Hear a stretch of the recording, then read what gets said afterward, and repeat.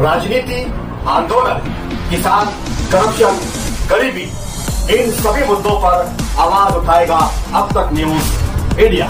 सत्ता के आगे जब भी सवाल कमजोर पड़ने लग जाए तो सवाल उठाने पड़ते हैं। बोल के लफ्ज आजाद है तेरे, बोल के सच जिंदा है अब तक। अब नाजरीन, अब तक न्यूज इंडिया में आपका इस्तकबाल है। रियासत महाराष्ट्र में गुज़िश्ता कई दिनों से सर्दी की लहर में काफी इजाफा देखने को मिला है।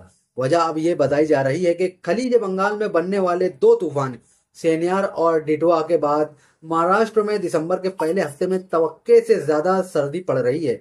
लेकिन माहिर मौसमियात मानिक राव खुले ने पेशगोई की है कि रियासत में सर्दी की लहर अगले 12 दिनों यानी 20 दिसंबर तक मजीद शिद्दत इख्तियार करेगी। नासिक समेत शुमाली महाराष्ट्र, खानदेश, मराठवाड़ा और विदर्भ के कुछ हिस्सों में रात के वक्त सर्दी की लहर और दिन के वक्त सर्दी ज्यादा बढ़ने का इम्कान है।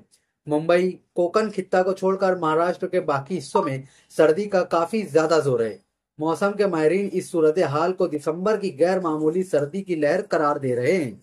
इंतजामिया ने किसानों, मवेशी पालने वालों और बुजुर्ग शहरियों और बच्चों से खुसूसी ख्याल रखने की अपील की है। शुमाली महाराष्ट्र में रात का दर्जा हरारत 6 ता 10 डिग्री सेल्सियस तक गिरने का इम्कान है। दिन का ज्यादा से ज्यादा दर्जा हरारत 24 ता 27 डिग्री सेल्सियस के इर्द गिर्द बताया जा रहा है। मराठवाड़ा, विदर्भ में रात का दर्जा हरारत 7 तक 11 डिग्री सेल्सियस जबकि दिन का दर्जा हरारत 25 ता 28 डिग्री सेल्सियस बताया जा रहा है। मुंबई में, कोकण में सुबह का दर्जा हरारत आमतौर पर 17 ता 20 डिग्री सेल्सियस के इर्द गिर्द सर्द बताया जाता है। हालांकि सर्दी में इजाफे की ये भी वजूहत बताई जा रही हैं कि तूफान सेनियार और डिटवा शुमाली महाराष्ट्र से आने वाली ठंडी हवा शुमाल मशरिक की तरफ मुड़कर सीधे महाराष्ट्र में दाखिल हो रही है। चूंकि जुनूब से मौसमी मानसून का असर कम हुआ है, ठंडी हवा के बहाव में कोई रुकावट पेश नहीं आ रही है।